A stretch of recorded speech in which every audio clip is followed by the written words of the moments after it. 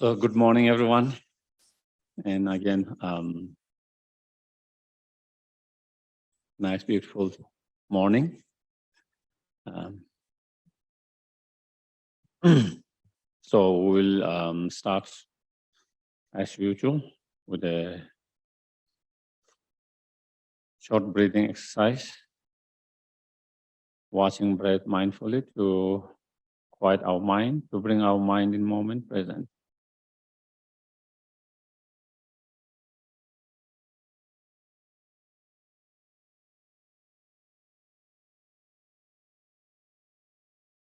Just try to relax your body and mind.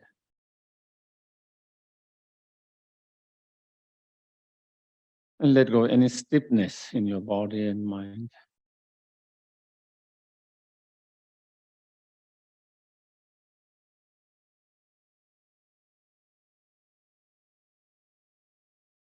Feel the presence of your body on the cushion or chair.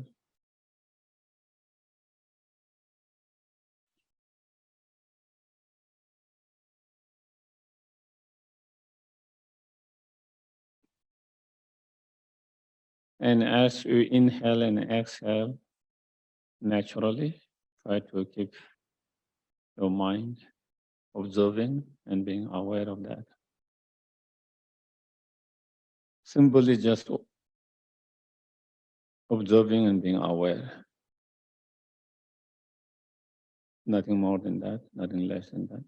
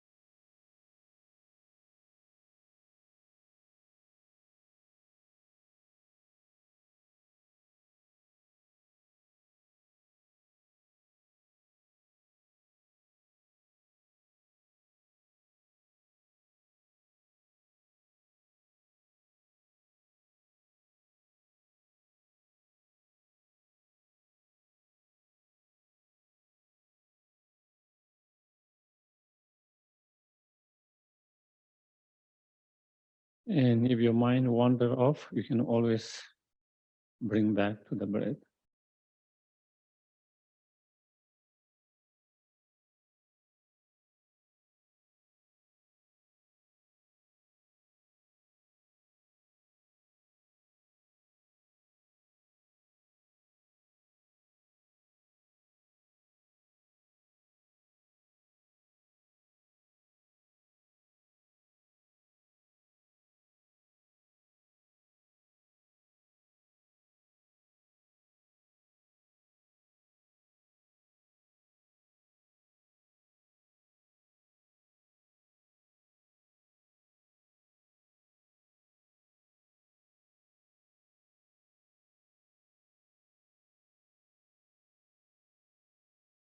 Then we can try to have a good intention, motivation for being here.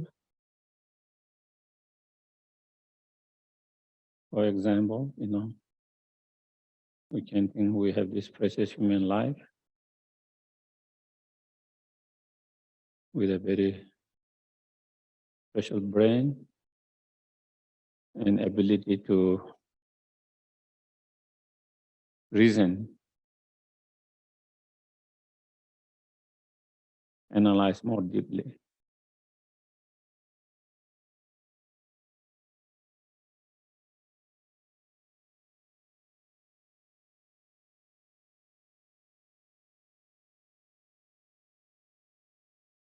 And not only we have this precious human life, we have met the Dharma,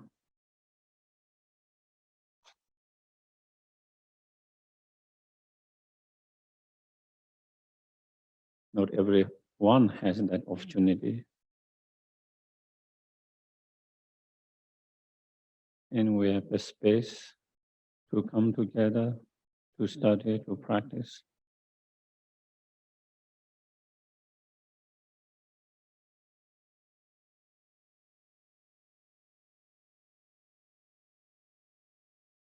So therefore, I must not waste this opportunity and make most of it.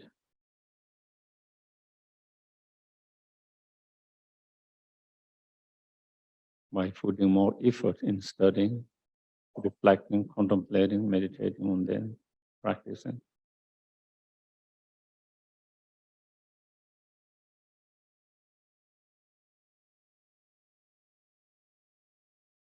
So that we can bring positive changes in our heart, in our mind.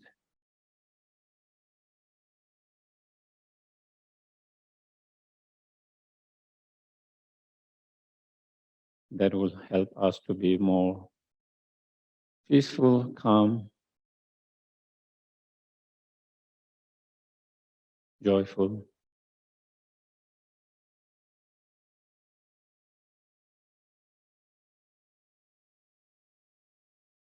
as well as we will be able to be more kinder, more patience, and more help and benefit to others.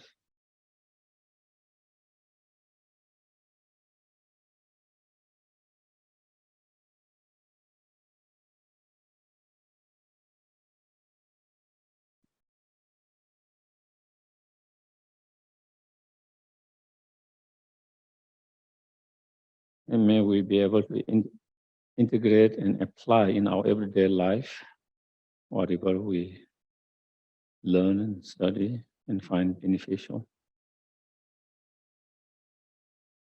Not only just to have intellectual understanding, but really to bring it to spiritual understanding by really applying our everyday life.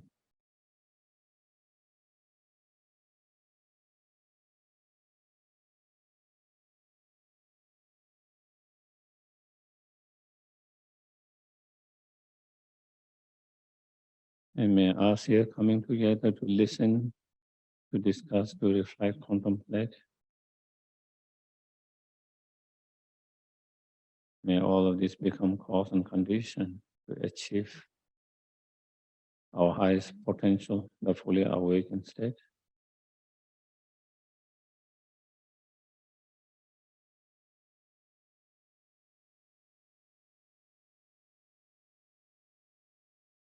So we can fulfill the highest purpose of others and oneself.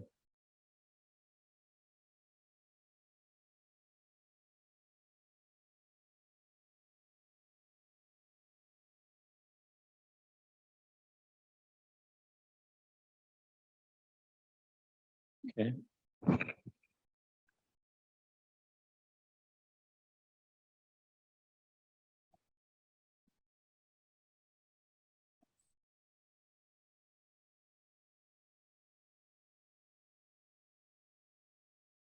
Shayla, could you please, we just usually do refuge, could you please turn to the refuge prayers? I think this is the Wednesday class prayers. We have a different prayer packet for today. Thank you.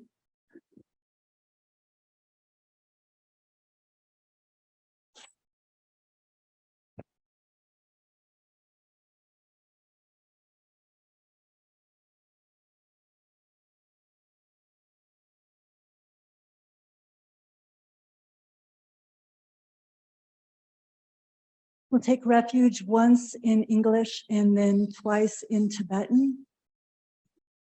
I go for refuge until I'm enlightened to the Buddha, the Dharma, and the Supreme Assembly.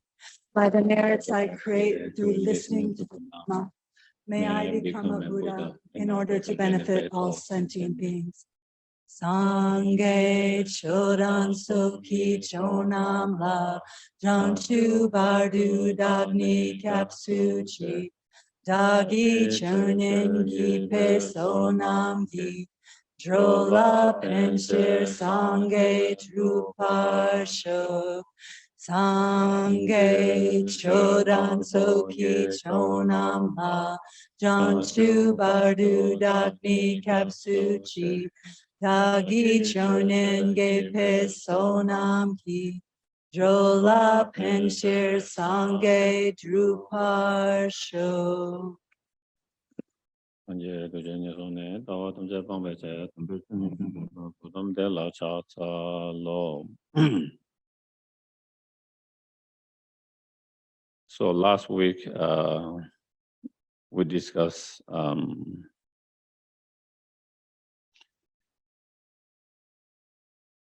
meditating on emptiness.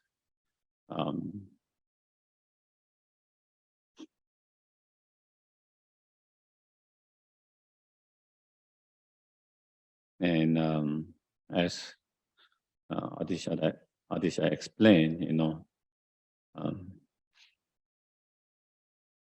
by using different reasoning logics and different analysis, then leading to, through those different analyses, to same conclusions, that nothing exists inherently, nothing exists by itself from its own side, and then that how everything is empty of that inherent existence. Then without any more thoughts or concept, then you try to rest your mind in that emptiness.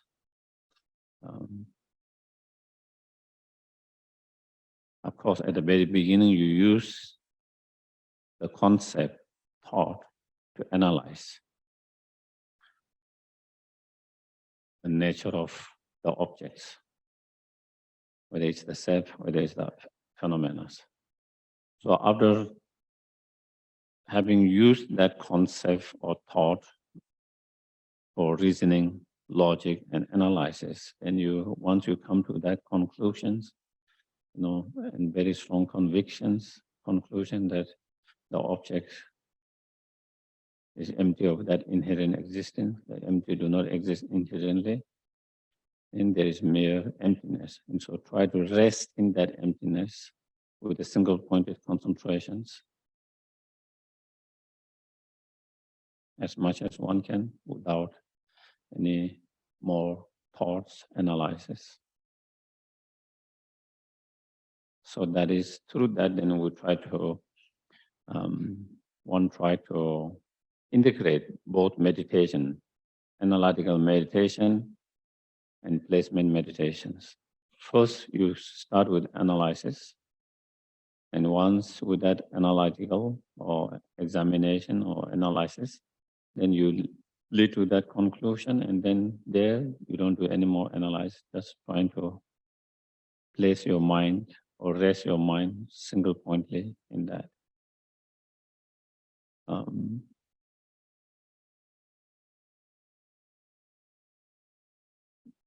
And then, after some times, of course you can do again, when you started to rest or place your mind in that emptiness, slowly after some time your mind not be very,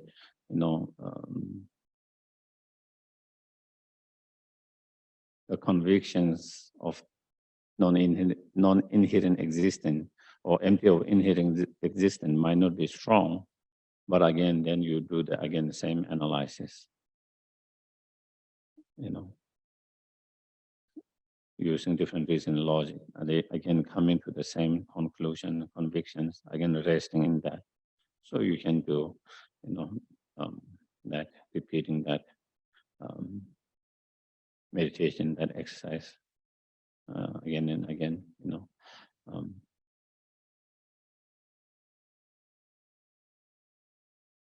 Then, you can at the end, then you can, if there is no inherent existing self or phenomena, then how does the thing exist? How does the self exist? How does the phenomena exist? And then you can meditate and think on dependent arisings.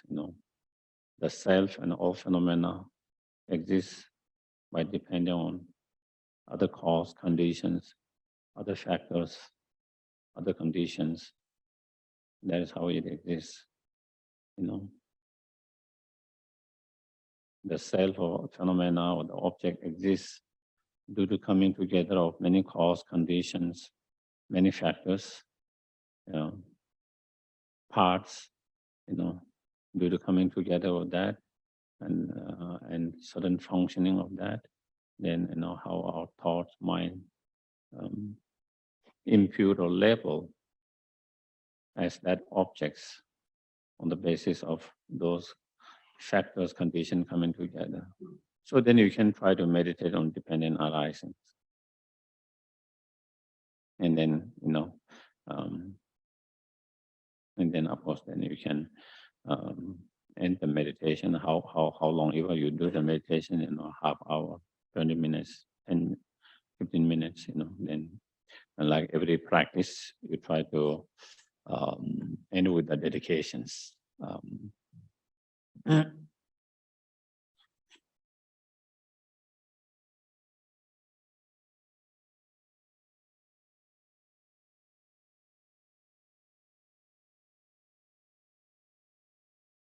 Even though I haven't seen any kind of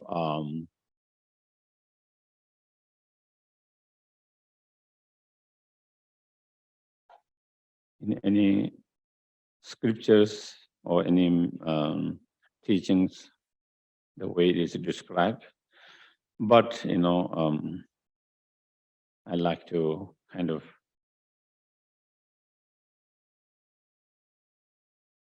describe emptiness dependent arisings in a way that when we talk about emptiness, we talk about the nature of same phenomena, how things do not exist. When we talk about dependent arising, we are talking about the same object, nature of the same object, how things exist. Basically,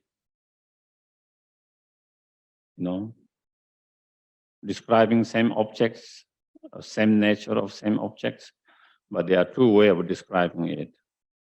One is how it do not exist, and one is how it exists.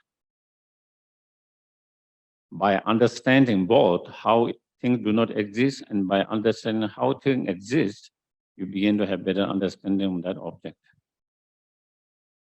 And there's less danger of being deceived. For example, even as a person, if I know that person, how he or she is and how he or she is not, you have better understanding of that person. And if you have better understanding of that person by knowing what he or she is or what he or she is not, you have better, more holistic and more better understanding of that person. And then, likely to be less deceived. The same with all the objects, But like in all the teachings, as you can see, all the Prasanaparamita Sutras, all the Nagajunas, and all the earlier Indian masters, the focus is always more on how things do not exist. The focus is more on the emptiness instead of dependent arising. You can find descriptions of in the sutras talking about dependent arisings. Also Nagajuna's writing and all other Indian masters. But their writing on dependent arising is not extensive, but mostly it's focused on the negations, the emptiness part. because in our everyday experience, when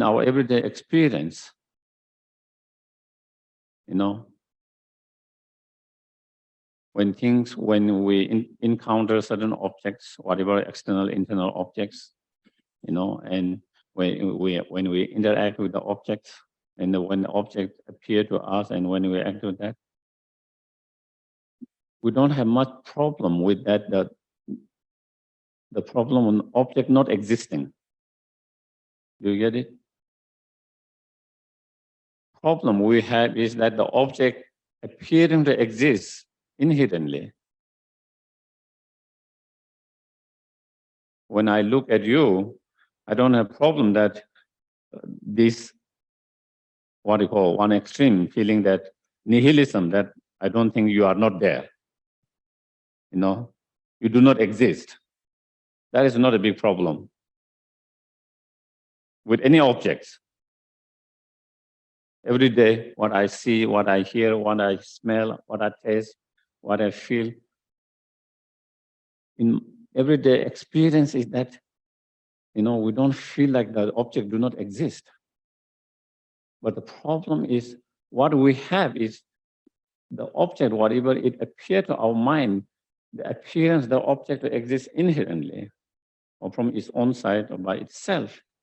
And then we believe that it will exist that way. Our mind follow that appearance and believe that appearance and grabs that appearance.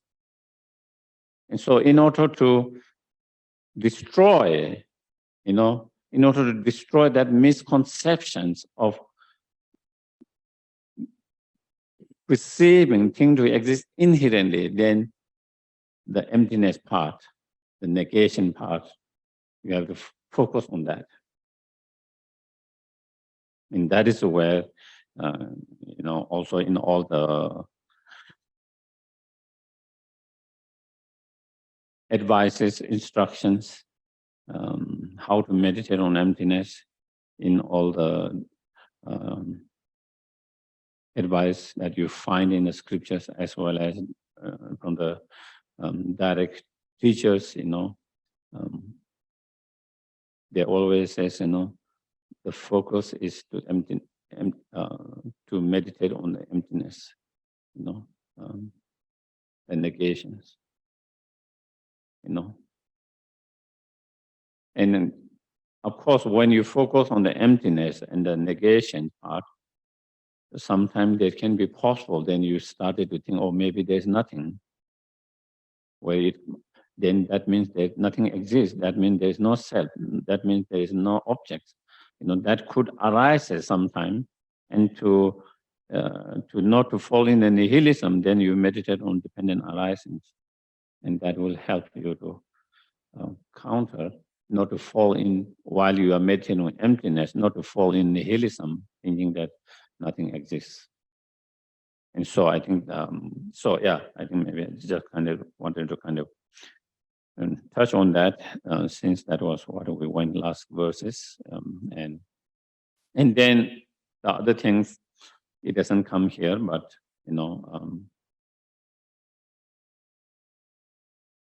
then when we come out of the meditations, then we engage into the world, our everyday activities, whatever we do, always reminding ourselves, how everything is like an illusion, dream,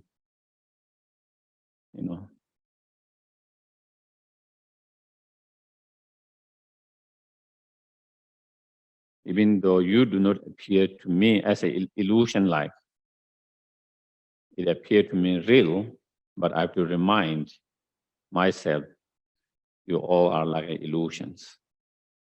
Not only you all, also I appear to myself as a real instead of like illusions. So I have to remind myself, I'm also like illusions. The speech itself is like illusions. The space that we are here is like illusions. Our interaction is like an illusion. So again, everything that we see, hear, smell, taste, touch, everything we experience, trying to remind everything, all of them are like an illusion. Even the experience itself, even the mind that is the experience itself, even that everything is like an illusion. So then, that is during when we engage in other activities, then we try to meditate on like illusion, like emptiness, by reminding everything's like illusions, how everything do not exist the way it appears to our mind. So even though everything appears to exist inherently, but in reality, nothing exists inherently. Therefore, there's a difference between the appearance and the way things exist. Therefore, it's like an illusion. So reminding ourselves of illusion all the time.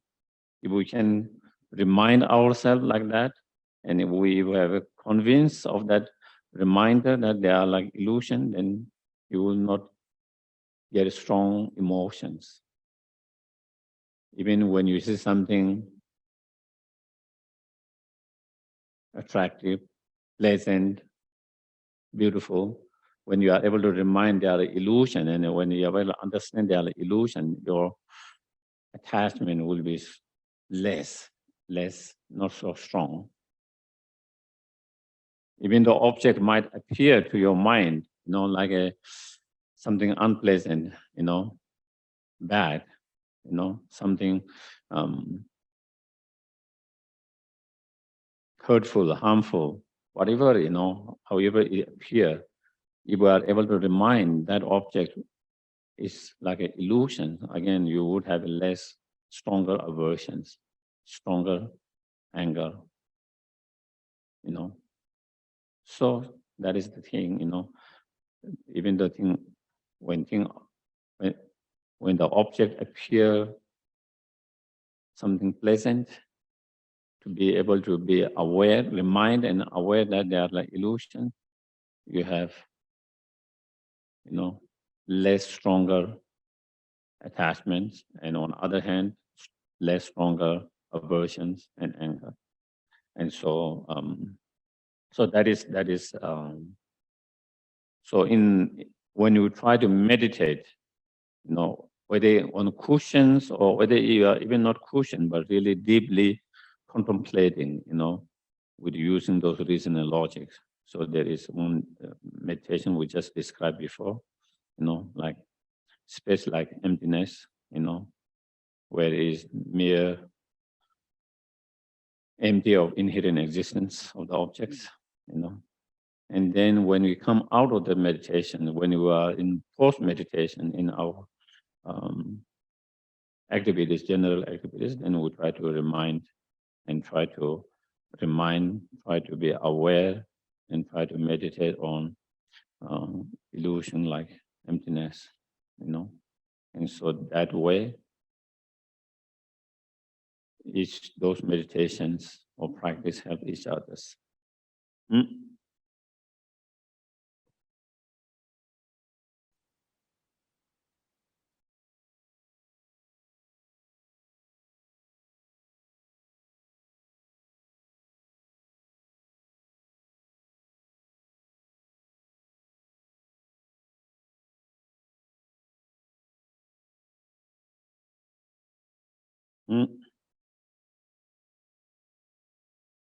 I guess we did finish according the blessed ones and the great ignorant conceptually plunged us in the ocean of samsara.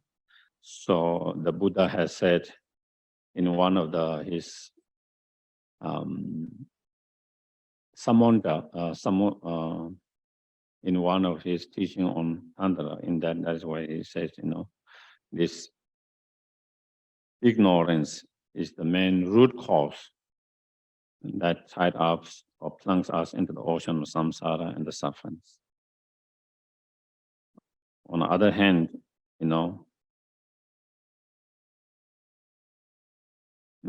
when you, through reflection, contemplating on non-existent, inherent existence, empty of inherent existence, and when you're resting in that non-conceptual samadhi, after having done that analysis and then coming to the conclusion and convictions, and then without any more analysis, you try to rest in non-conceptual samadhi with single-pointed concentration, then, eventually, with that kind of meditation and practice, slowly, you will be able to have a realization of emptiness directly, emptiness directly. So non-conceptually is as clear as the sky. Then one will develop this realization, the direct realization of emptiness, which is non-conceptual direct realizations. And when you have that direct realizations, then it is like the sky that's clear of all the clear, like the sky of Adam, in Adam without any clouds, without any clouds.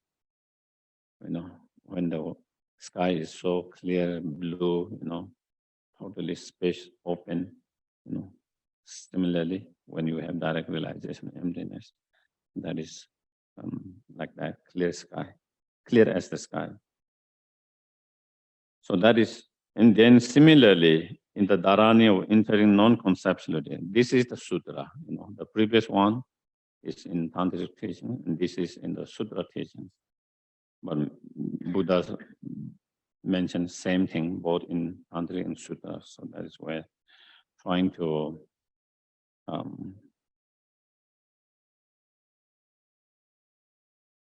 in there he said, if the hairs of the victorious ones, so this is calling the bodhisattvas, okay, the bodhisattvas, contemplate without concept this noble dharma, the emptiness.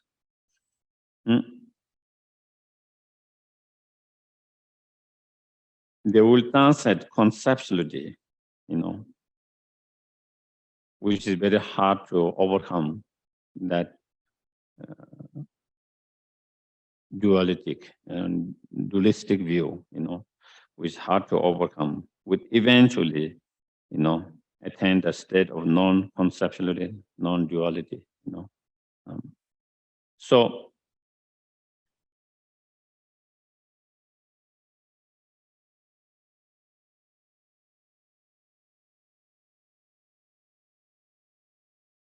course, we try to study, learn, study. And once we have studied and learned, we try to reflect on the meaning of here, emptiness, You try to read, you try to listen, and study yourself, And once we have studied, once you have heard, once you have read, then, contemplating, reflecting on that, the meaning of that,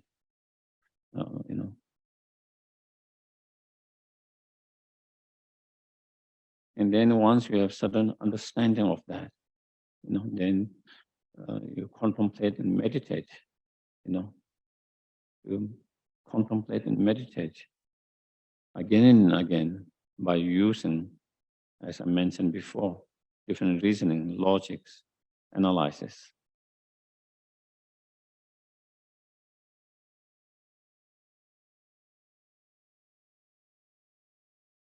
And as you meditate on emptiness and continue to create merit, purifications, as well as meditate on that with that kind of, by combining the analytical meditation and non-analytical meditations, with a single pointed concentrations together. Then as you practice and with support of other practices, eventually you will be able to have a direct realization. And when you have that direct realizations, the mind that realizes the emptiness directly, And that mind that is in equipoise, meditative equipoise of that emptiness. In that mind, in that state of the mind, there is no conception, no dualistic view. There's no appearance of any, not only no grasping, but there's no appearance of any dualistic. And that wisdom, realizing emptiness directly, without any conceptuality, without any dualistic view, become the most powerful antidote to destroy all the negative emotions, afflictive emotions from the very root of it. So that is here.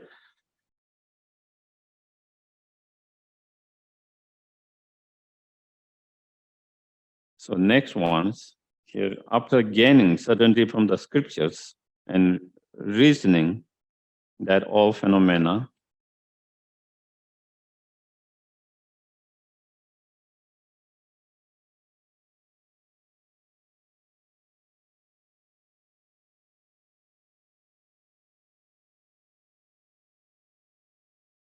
are unproduced and without inherent nature, meditate without conceptuality. So, just as I just mentioned,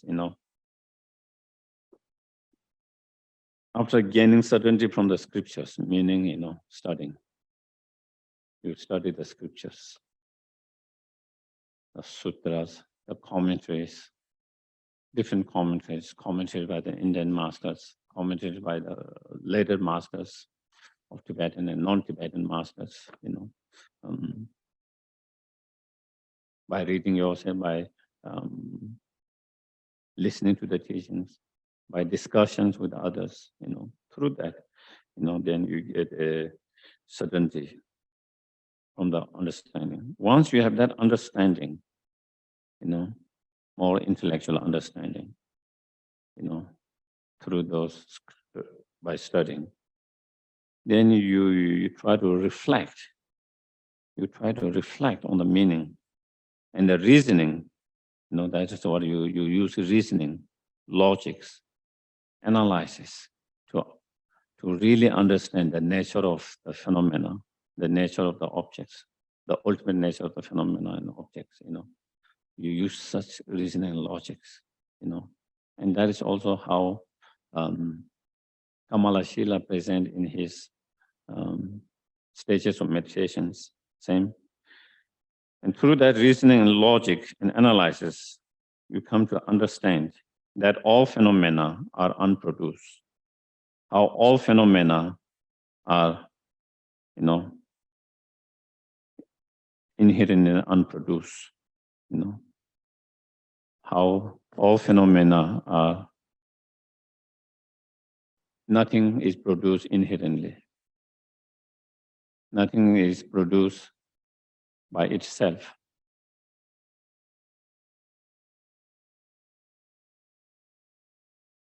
Nothing is produced from its own side without depending on other condition factors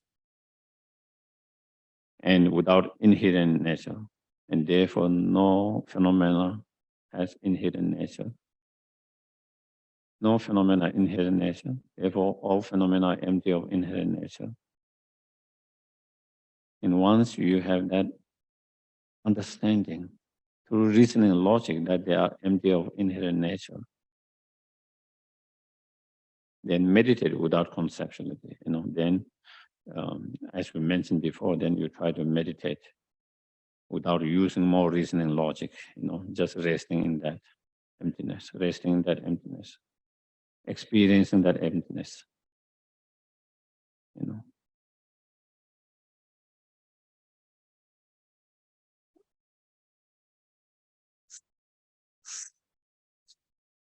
Keeping your mind or staying your mind in that emptiness without more concept, reasoning, logic, just experiencing that. And that kind of meditation is same you apply to all meditation. Not only emptiness, let's say meditation, loving kindness, compassion, bodhicitta, same. First, you use contemplation, for example, even when you are trying to meditate on loving kindness, compassion, bodhicitta, try to contemplate on the pain and suffering of others, pain and suffering of others. Or if you are meditating on compassion of yourself, you contemplate on your own pain and your own sufferings. Basically, you try to contemplate the pain or suffering, and then you try to feel that. And once you feel the pain of either yourself or others, then the wish to relieve of that pain, that compassion feeling arises. The wish to be relieved of that pain.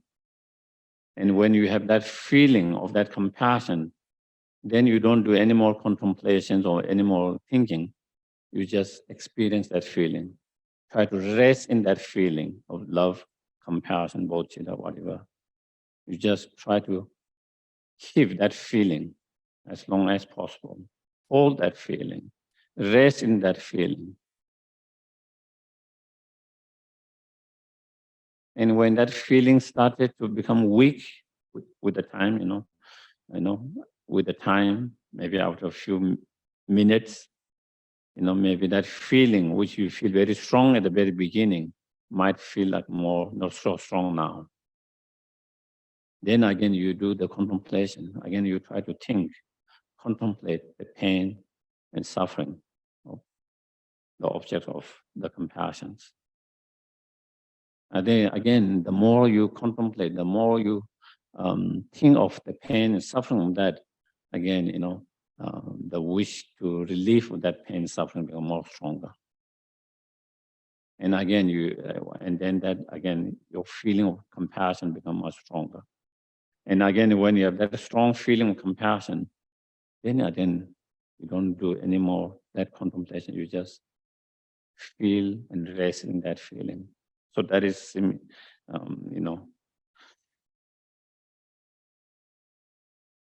that is how we try to do with most of the meditations,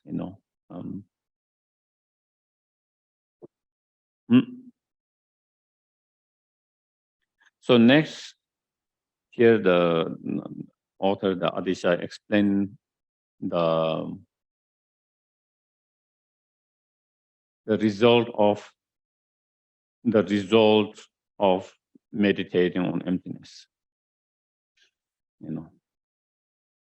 If you meditate on emptiness, and what happens,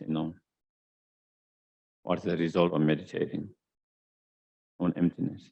So here is accordingly from the meditating on suchness, or suchness, emptiness, selflessness, they all have same meaning here. Okay. Here suchness means emptiness, selflessness.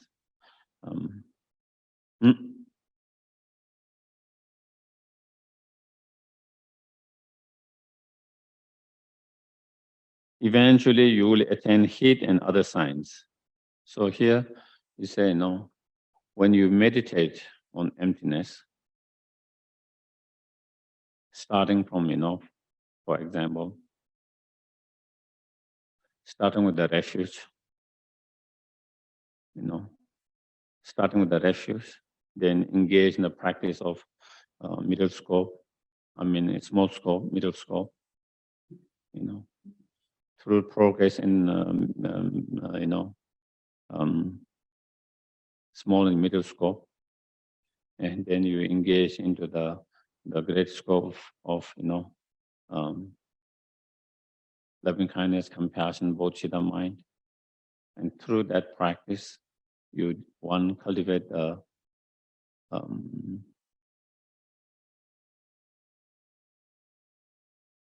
and meditating on emptiness, supported by the karma abiding, and through that, then you have understanding of emptiness, as well as a realization bodhicitta mind. And when you have that bodhicitta mind, then you enter the first path of the bodhisattvas, the path of accumulations. That is what we call. So here explaining the gradual progress of making progress from one stage to another stage in terms of spiritual path, journey, describing that, it's just like describing, from kindergarten, the first grade, second grade, finishing the primary schools, high schools, college, similarly here, that is how also in spiritual progress, that is how, one make.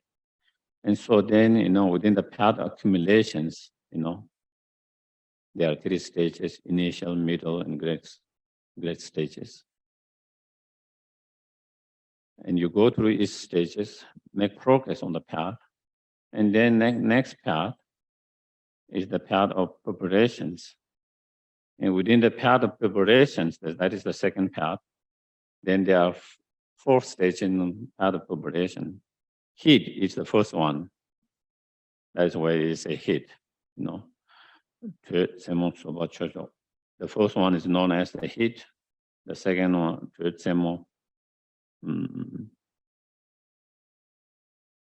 peak of the samsara, or peak, maybe peak, like the very peak. And then the patience, chocho, and the supreme dharma. So there are four stages within the path of preparation. So that is what it's describing. You will attain heat and other signs, internal sign, external signs. When you have that such realization, there are certain internal signs and there are certain external signs in your actions, your behavior, your interaction, and so forth. How we behave, how we interact. So those are kind of external signs. As you make progress more and more, not only there is internal sign, but that will reflect also in a lot of external signs. And then as you progress through the four stages of path of preparation, then you enter the third path, the path of seeing. And from there, when you enter the path of seeing, then you go through the 10 bhumis. And the first of bhumi is called supreme joy. So that is where supreme joy. The supreme joy is the first of the 10 bhumis. And when you enter the first bhumi, or when you enter the path of seeing, then that is when you have direct realization of emptiness. In the first two paths, you have realization of emptiness, not intellectual, just intellectually, but experientially. You have experiential realization of emptiness, but it still is with a concept, still using reasoning, logic, analysis. Still, you don't have direct realizations. But when you enter the path of seeing, that is also why they call path of seeing, directly seeing the emptiness. Then you have direct realization of emptiness. And then you enter the first bhumi, supreme joy, and then there are 10 bhumis. And with each 10 bhumis, then, and all of them, those who are in 10 bhumi, they all are Arya noble beings, or Arya noble bodhisattvas, So supreme and other bhumis. So then other 10 bhumis, other 9 bhumis, because the 10. Supreme and other bhumis, 9 other bhumis will be attained, And in each of those bhumi, even though all the bodhisattvas practice 10 perfections, but they emphasize on particular perfection and they make progress one after another in that. And then the 10 bhumi, Vajra like and the 10 bhumi with the vajra-like concentrations, then that cut, even the most subtle obscuration completely. And once you have been able to destroy and cut not only the delusions, but even the imprint left by the delusion, the most subtle obscurations, the next moment, then you become Buddha, and then you achieve Buddhahood, and Buddhahood, the enlightened state, will not be far away. So here's in such, if we meditate on emptiness, supported by the methods such as the practice of loving kindness, compassion, bodhicitta mind, and the practice on small and middle scope with that, then enlightenment is not too far away. Here he says, enlightenment is possible. It's not too far away. If enlightenment is not too far away, of course, all the path and bhumi on the bodhisattvas, that will also not be far away, And so again, and again, having that enlightenment might not be too far away. Enlightenment is possible when we feel that, then it gives you more enthusiasm, more energy in your practice. When we feel enlightenment not possible, is out of reach, is too far away, then it might make us not so enthusiastic and not give so much energy, because you already kind of almost give up. And so again, through that, in terms of the bodhisattva path, who is following bodhisattva path from the very beginning, when you reach the 8 bhumi, then you purify all the afflictive emotion completely from the very root. When you achieve the 8 path, 8 bhumi, there's no more delusions, including the very root of that all. But still there is a subtle obscurations, the obscuration left by the delusions. Not delusion itself, but it is an imprint that left by the delusion, and that is the subtle obscuration. So during the last 3 bhumi, 8, 9, 10 bhumi, then you the bodhisattvas try to overcome and eliminate from all the subtle obscuration, from gross to subtle, the most subtle one. And when you are able to get rid of the most subtle one, then the next moment, then you achieve enlightenment. So that is,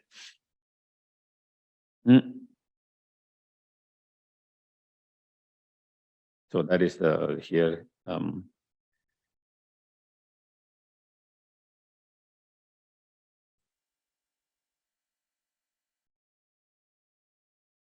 And so up to here is the sutra path.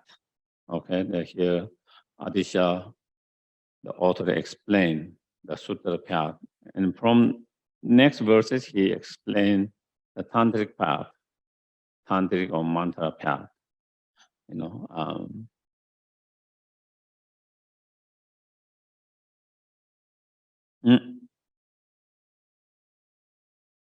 And the reason why he explained the sutra path first, all the bodhisattva path, and then the tantric path later is to be aware that in order the tantric path to be effective and meaningful, you need to have the foundations of this sutra path. Of course, it can be presented differently. Sometimes Lama Tsongkhapa presented as 3 principal aspects of the path, as was been advised by instruction from Manjushri, or it can be presented from the practice of 3 scope, like as is presented here. by Atisha and Lama Tsongkhapa in his lamrim. Basically, whether we, three principles, which is renunciations, bodhicitta, and wisdom realizing emptiness. When we talk about three principle path, when we present from the here as it is presented, the practice of small scope, practice of middle scope, practice of great scope. So all the practice related to the bodhicitta is part of practice of great scope. All the practice that is related with the wisdom, realizing the emptiness, is part of the middle scope. All the practice that is related to develop the renunciations is related with the small scope and middle scope. And so therefore there is two ways of presenting, but it's same. There is nothing different in real meaning, but it's a different way of presenting the path. So one need to have a strong foundation of that. Without that strong foundations, then we can try to practice and meditate on, Vajrayana practice, but it will not be so effective and powerful as it should be. So here in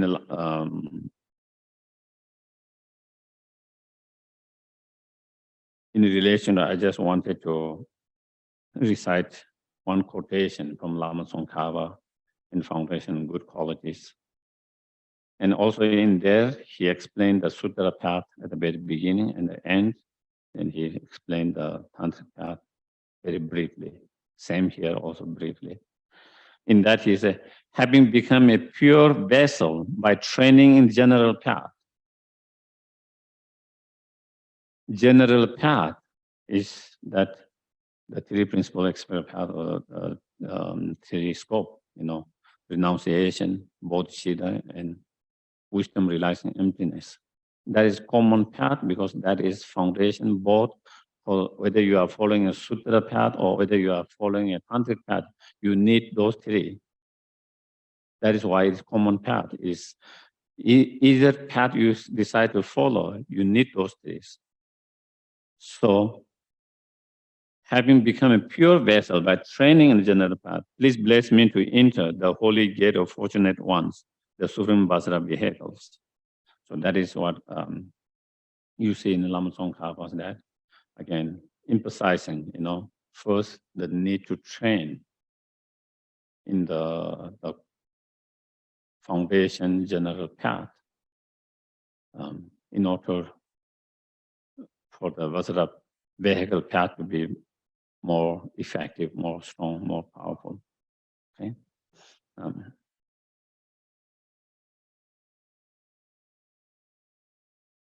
Otherwise, sometimes we see students jumping into the tantric path from the very beginning without these foundations.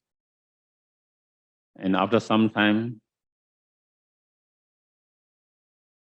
they lose faith, they give up the practice because they don't have good foundations.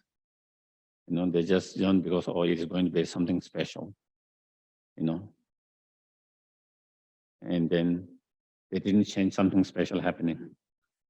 And then they think there is nothing in that. But if someone has these good foundations, it will never shake your path. You have strong foundation of those general path, renunciation, bodhicitta, that, it will never shake your path,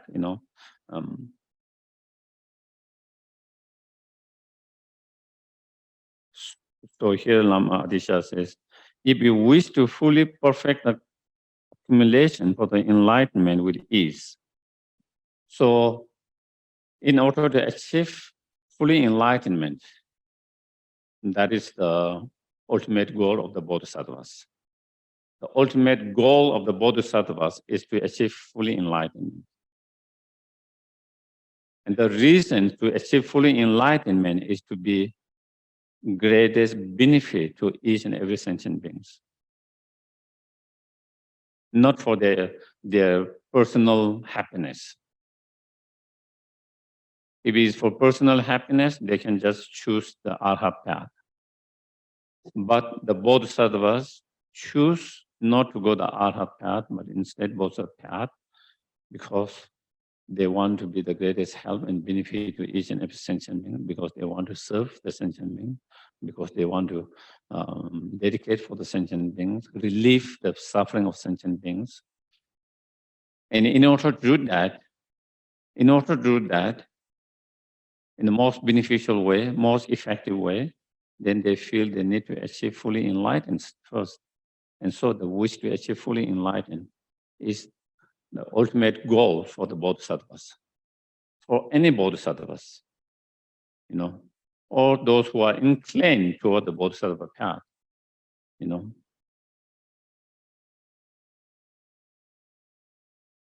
I'm no way Bodhisattvas, but I do have the inspirations or aspirations or inclination towards this path, So for such, then of course your ultimate goal is fully enlightenment.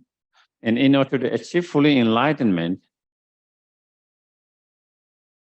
you need to accumulate or gather all the conducive conditions. Like everything's, in order to achieve anything, you need to have all the conditions. If the conditions are not there, you will not be able to achieve anything. To have a good health, you need to have the conditions to have the good health. There could be many conditions. To be successful in whatever you want to be success, you need all the right conducive conditions to success. And to achieve fully enlightenment, you need the conducive conditions. And the main conducive condition is the merit, we use the word merits. That is the conducive conditions, the virtues, the positive energies that we need, And so in Sutra, they talk about to achieve enlightenment, the Bodhisattvas have to, accumulate merit, for 3 eons. And if one follow the Sutra path, the Bodhisattva will, need to go through 3 eons accumulating merit, accumulation of merit to achieve full enlightenment. So that is why he's saying. But here Atisha is saying, but if you want to accumulate all this merit quickly and easily through certain practices that comes through the practice of connected with the Vajrayana practices. So that is what he's saying. For enlightenment is through pacifying, enriching, and other activities. So, in the tantric teaching, there are 4 activities they talk about, of helping and benefiting sentient beings. Peaceful activities, pacifying or peaceful activities, enriching or extending activities, empowering activities, and wrathful activities. So normally you see 4 activities. So that is here he mentioned 2, and then other 2 he said with other activities. Through pacifying or peaceful activities and enriching and other activities of empowering and wrathful. Those are a certain practice that you find in tantric teachings, not in sutra. And through such activities, again, when that activities are done with true bodhicitta mind and wisdom realizing emptiness, it becomes extremely powerful to benefit and accumulate merit. Of course, without bodhicitta mind, trying to do wrathful activities, instead of creating merit, you might create negative karma. That is what makes difference. That is why those foundations, the 3 principle or the common path becomes so crucial. Someone trying to engage in wrathful activities without proper real bodhicitta, wisdom realizing instead of being helpful to someone, it might be harmful.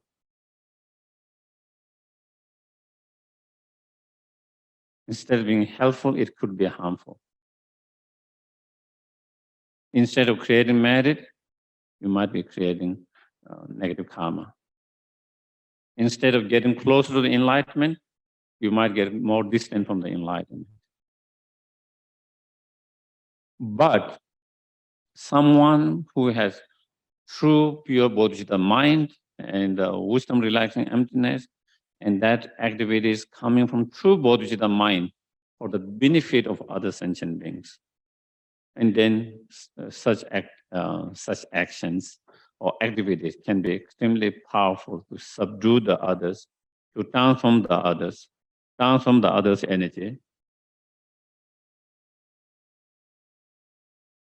And by being be able to help to someone to transform their negative energy into something positive energy, someone to subdue someone from evil to a kind and compassion, like that, then of course it's incredible,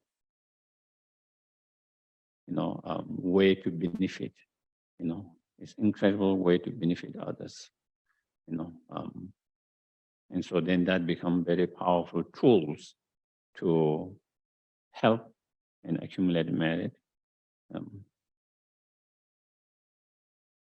And such activities accomplished by the mantric powers, and such activities, practice, ritual, ceremony, whatever, are explained only in tantric teachings, that you don't find those in the sutras teachings. And so through those activities, so here is a quick way and easy way to accumulate merit quickly.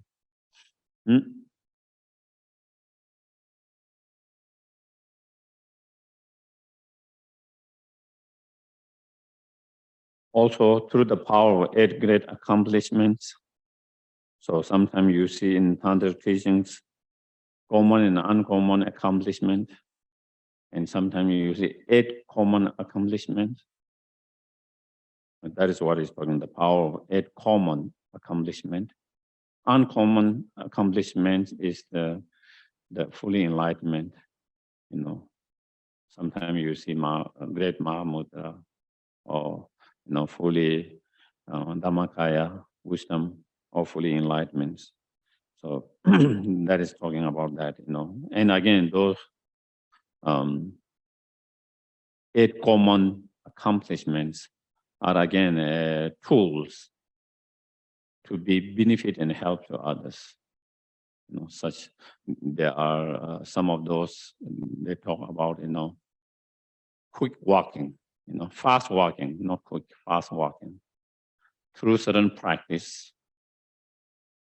Like for example, in certain tantric practice, someone can engage in that practice, and if they are able to accomplish that accomplishment, one common accomplishment, they have ability to walk very fast. Almost, some people have said they have seen, almost like they are not walking, actually flying, almost like not touching the feet on the ground.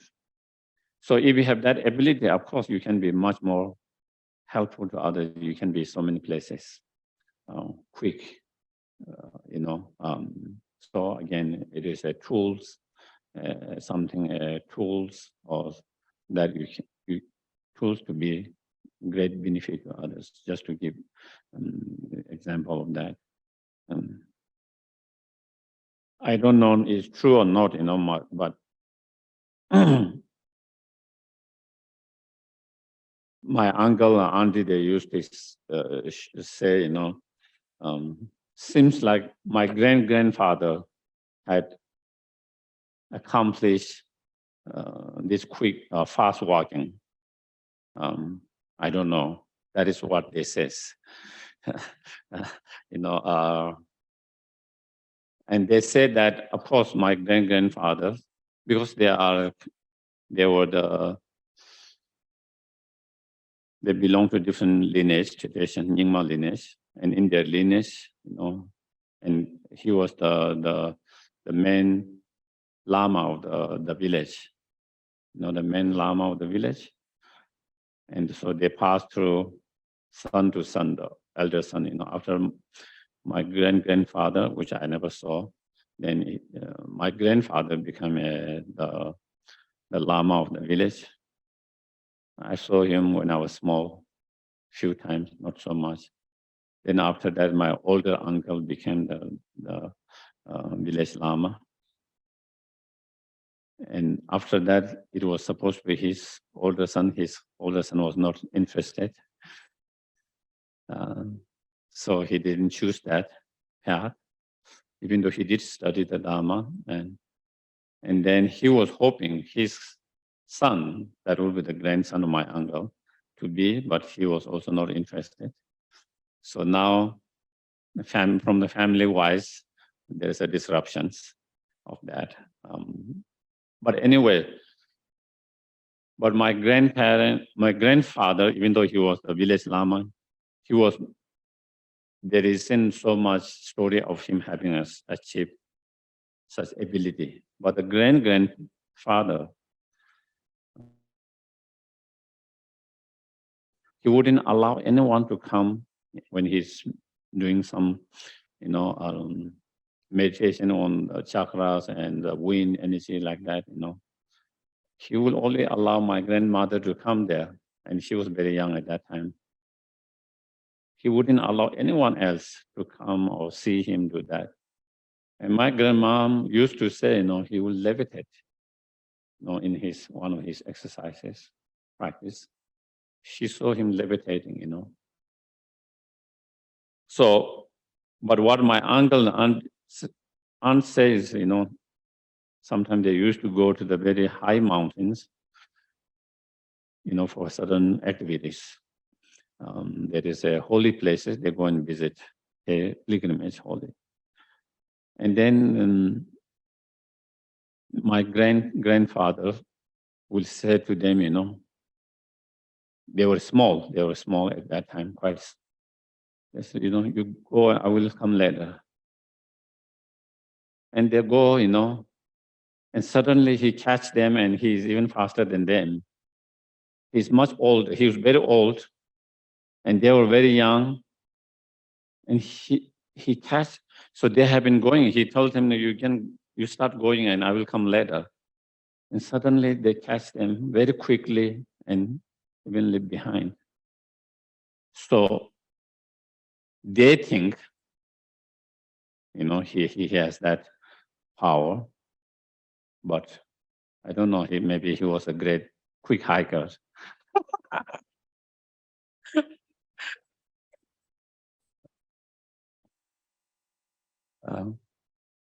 But of course, he's not someone who hike all the time. So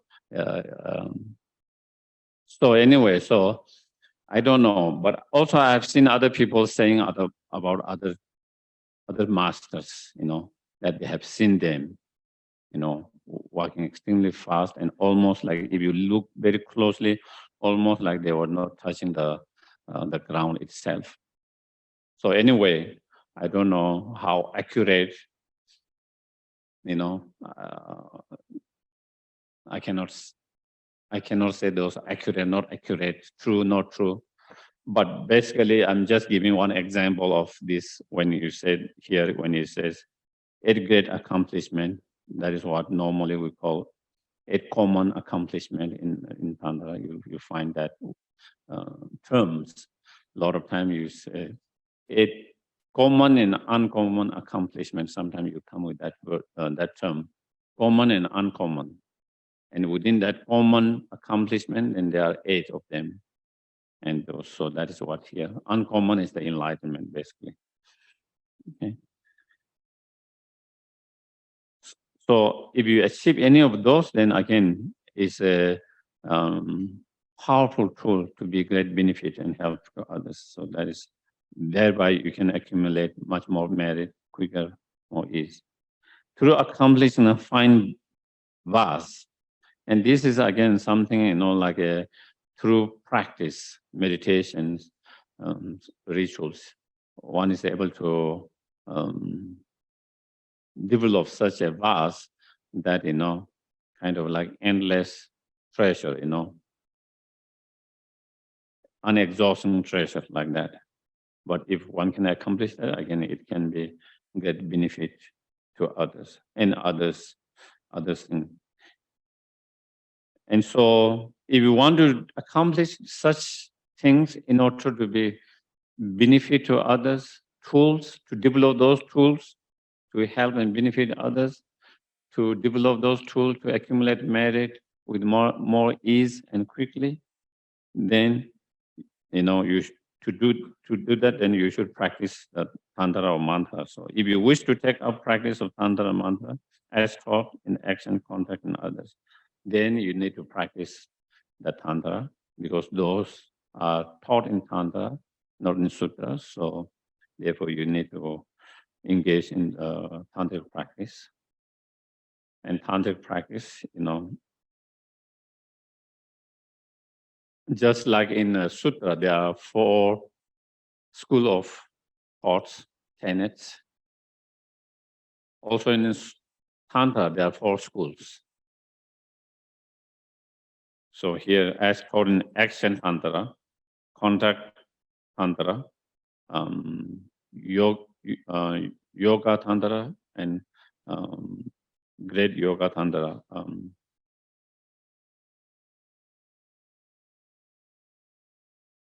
So those are the 4 school of thoughts within the tantra. So I think maybe today I will just stop here.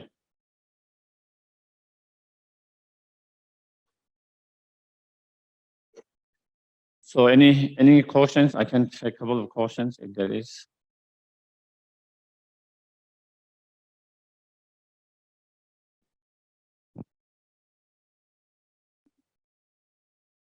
Sure.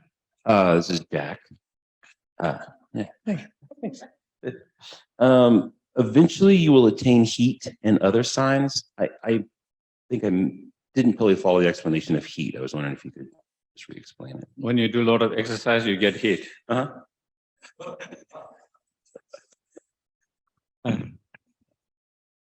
Here he's just giving as I was saying, like when you meditate on emptiness together with the Bodhisattva, then you progress on the Bodhisattva path. And on the Bodhisattva path, there are 5 paths. The last one is the result, and 4, what we call path of accumulation. First one. Secondly, we call path of preparations. Third one is called as path of seeing. 4th is known as path of meditations. 5th is path of no more learning. That is the result. When you become fully enlightened, then there's nothing to learn. So those are path.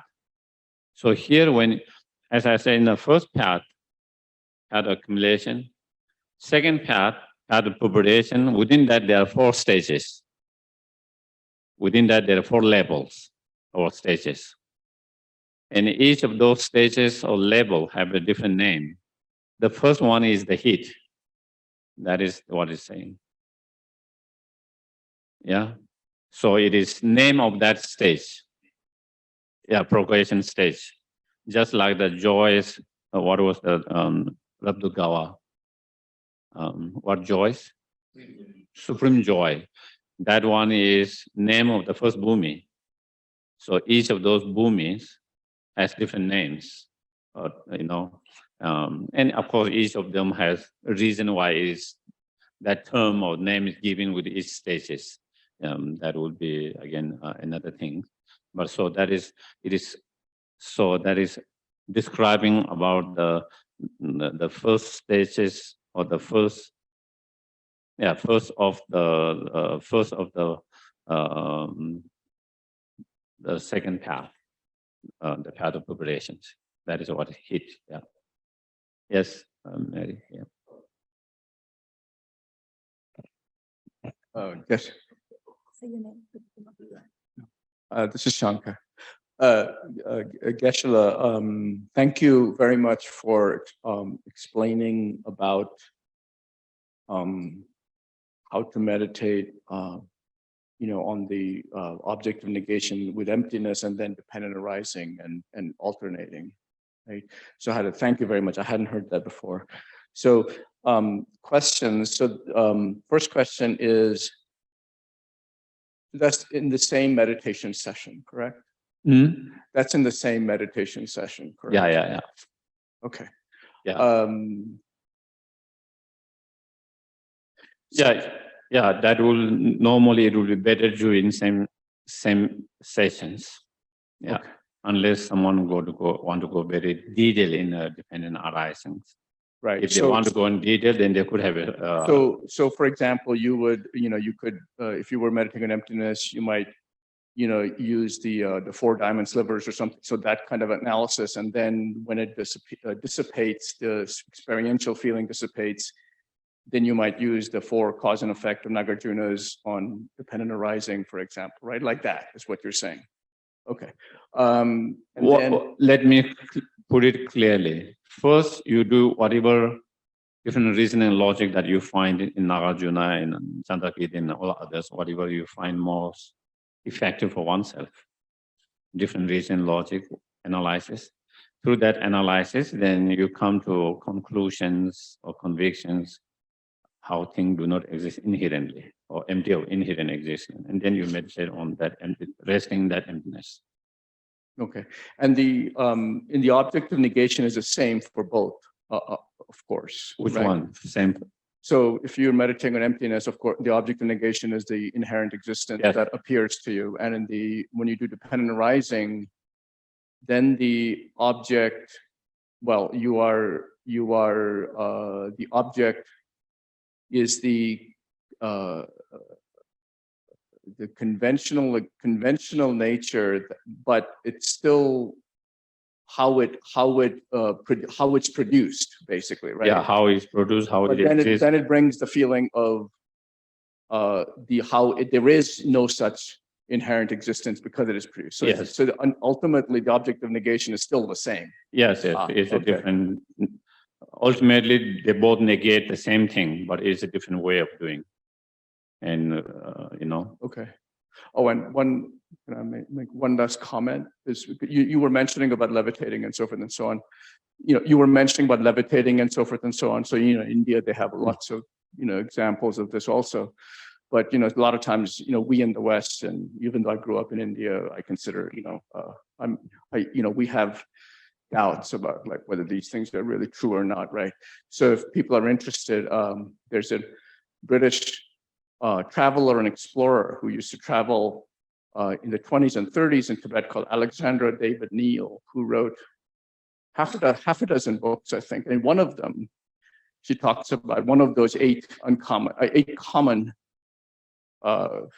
achievements where she was sitting on the side of a lake and she saw this. I don't know if he was a monk or not, but certainly a yogi, and she saw him clearly how he not only walked on the water, but one of those common achievements is where you take really huge steps. So you rise up in the air and so he crossed the lake, So anyways, you can read about it in there. So there's a Western person who saw it.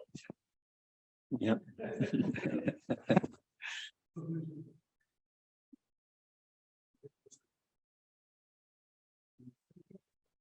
Okay.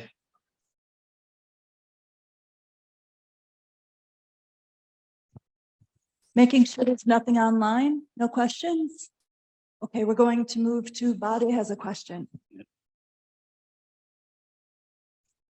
So about when you feel that you've reached the realization of emptiness, I'm wondering I think that it may be kind of hard to understand that you really that you've really accomplished that rather than some other kind of feeling. So I was wondering, is there maybe some test you can do to make sure that you really understand that you have achieved, the direct realization? Mhm.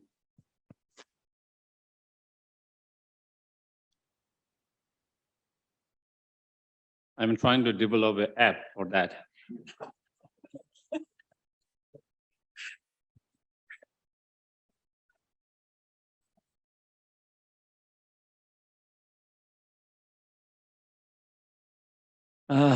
Um, of course, in teaching scriptures, they give certain explanation what might happen, what could happen, and there is that part. So one try to understand that, and of course also it would be great. Another is to share with someone higher, whether it's a teacher or non-teacher, someone who might have more better understanding of that subject, and then discuss with them of someone whenever they have whatever experience, whether that is accurate or not. So I think they are the way to kind of see how accurate they are or not. One of the things that which most teachings they says is, if we have understanding of the emptiness or realizations, we are talking about experiential realizations, definitely, you will have less delusions, less delusion arisings, less intense, less frequent, and less egoistic mind, because that egoistic mind comes from strong self-grasping, self-importance grasping. And when you have realization of selfless or emptiness, that will also, in terms of, sometimes they say some certain practitioner might have a fear at the very beginning, some practitioner might have a joy in the first experiences. They describe about if the practitioner doesn't have enough merit, they might have a fear at the very beginning. And if the practitioner have very strong support of merit, then they might have a great joy. Eventually, both practitioners will have a great joy and bliss, but the first experience of that, so therefore, so it might have different experience for different people in the first moment, it could be fear, it could be joy, the first instant. But of course, then later, both of them lead to joy, And so, so those are some of the things that you see in scriptures and or experience shared by those who have those experiences. Maybe it might be helpful. I have a friend, from Belarus, that I've known him for a long time, since he first came to Kopan. And I was teaching at that time. And since then, and he was sharing after many years, when I was in Amsterdam, not Amsterdam, it was in Copenhagen, and he came there also. And then, and he was sharing a story about, because he has been meditating on emptiness for a long time. And there was not long ago, before he came to see me, he had the experience when he was meditating of acceptance of persons, he started to have fear because it felt like he was dissolving or he was dissipating or that he was losing himself. It felt like he was losing himself. That led him to a fear. And then he started doing same analysis to the fear itself. And the fear also dissipates, and also it went away. And then he has a moment of great experience, incredible experience, a moment of such a profound experience. He said for 6 months, from that, it wasn't long, but it was a very short and very profound experience. For 6 months, it didn't affect him so much how people respond to him. It didn't make him so upset, angry, like normally he will feel when people behave differently or not nice and that. The effect of that for 6 months, then after 6 months, the effect went away, unfortunately.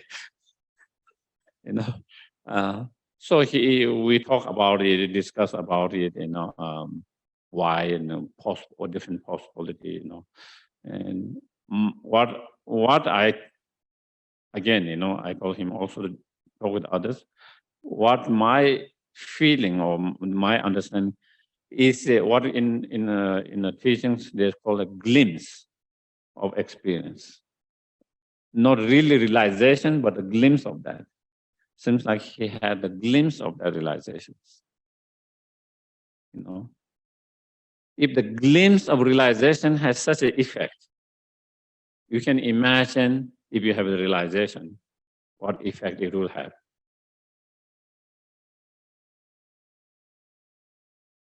He didn't have that feeling for the whole day or every day.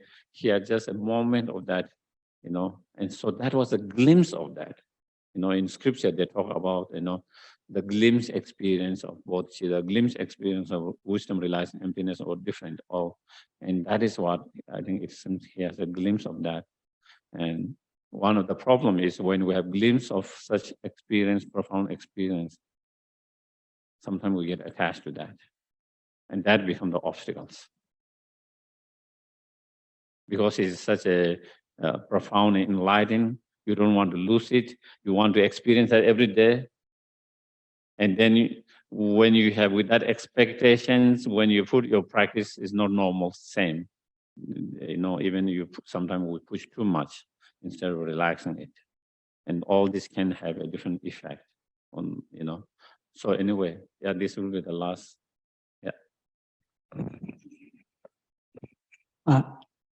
Peppa or Andrew. Actually, following on that, so I feel hurt by somebody, right? I can meditate on that and feel okay, can dissolve it. No other people are feeling that same way. So I'm not suffering, but I still feel hurt by it. Can you talk about how, rather than, when you would take an action, like to say, well, but I don't want to be in this situation to be hurt anymore. Maybe that would even really hurt the other person. They would suffer.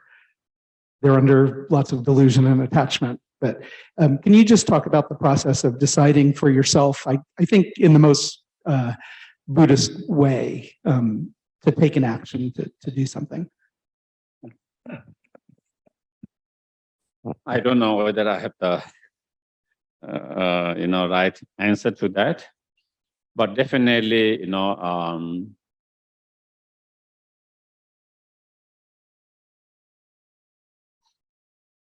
as long as we don't have the intention to hurt others, and of course we have to try to find the skillful means, not only not having the intention to hurt others, but also trying to find what will be the skillful mean that I can express without them feeling hurt, offended. That is some individual that we all have to find our own way, we all have to kind of figure out, because it could be different for different individuals, for different persons, different way of interacting and so forth. But sometimes we cannot. We don't have the intention to hurt, and sometimes with our action hurt, then there's nothing we can do about it. How the other person perceive it, how the other person interpret it, how the person take it, that is something we have no power or control over that. It's something they have to deal with themselves. They have to work with themselves. Like for example, His Holiness the Lamas, even he said, with love and compassion, he liked to smile at others, all the time, share the smile, give the smile, and most time people respond positively. They smile back, and he's not just pretending, but it's really from his heart. But then there are certain times people get, why are you smiling at me? I don't know you, And so, and because they have certain perceptions, whatever, and then His Holiness shared where, I don't know where, I think in Germany or somewhere, he was smiling to someone. And then that person was kind of, reacted opposite, turn other way around. And His Holiness said, then I also turn around other way.